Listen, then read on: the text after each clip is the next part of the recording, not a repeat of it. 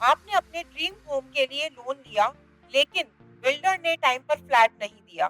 अब सवाल ये है कि क्या बिल्डर आपके पर्सनल होम लोन पे भी इंटरेस्ट पे करेगा? तो सुप्रीम कोर्ट ने इस लैंडमार्क जजमेंट में यही क्लियर किया। Greater Mohali area development authority versus Anupam Garg and others में सुप्रीम कोर्ट ने साफ-साफ हेल्ड कर दिया है कि द डेवलपर और the authority, the builder must refund the principal amount plus interest.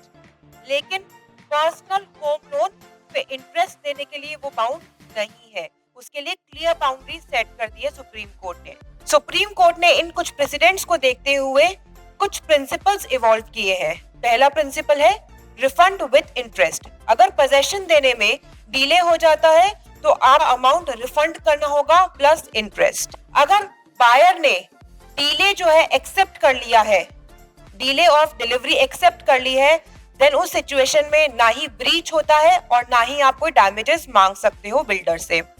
Next, अगर आपको कोई ऑल्टरनेट साइट ऑफर की है या फिर जस्टिफाइड डिले था वहां पर, इन दोनों ही सिचुएशंस में ना ही कोई कंपनसेशन मिलेगा और ना ही कोई इंटरेस्ट ग्रांट किया जाएगा। कोर्ट जो है इन सब सिचुएशंस के अंदर भी आपको एडिशनल कंपनसेशन देगा, जैसे कि अगर बायर को मेंटल एगनी हुई है, अगर आपको हाई प्राइस ऑल्टरनेटिव ग्रांट किया है, अगर टाइटल डीड्स देने में डिले कर दिया गया है, या फिर कंस्ट्रक्शन ही डिफेक्टिव है तो आपको कॉस्ट ऑफ कंस्ट्रक्शन भी दी जा सकती है। तो कोर्ट फाइनली इन सिचुएशंस को देखते हुए buyer as well as the builder, इन दोनों के राइट्स को प्रोटेक्ट करने के लिए बैलेंस करेगा इन सिचुएशंस, इन फैक्टर्स को ध्यान में रखते हुए, जैसे कि प्रॉफिट मोटिव क्या है, क्या डिलेज वैलिड थे, क्या नेग्लिजेंस था बिल्डर के पार्ट पे, और बायर को क्या मेंटल एगनी या कोई फाइनेंशियल बर्डन तो नहीं हुआ है सिचुएशन से।